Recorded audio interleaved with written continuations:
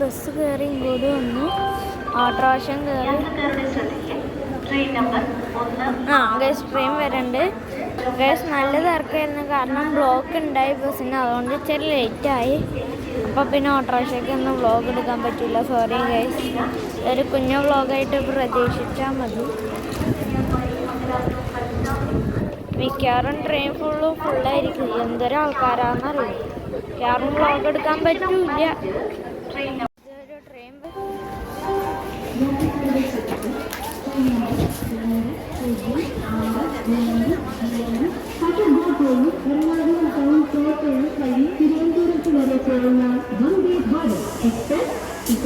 ഇതൊരു എഞ്ചിനാണ്. എഞ്ചിനല്ല, സോറി, വേറെന്താണ്, മറ്റേ റെയിൽവേ ട്രാക്കിൻ്റെ പണിക്ക് വേണ്ടി യൂസ് ചെയ്യുന്നത്.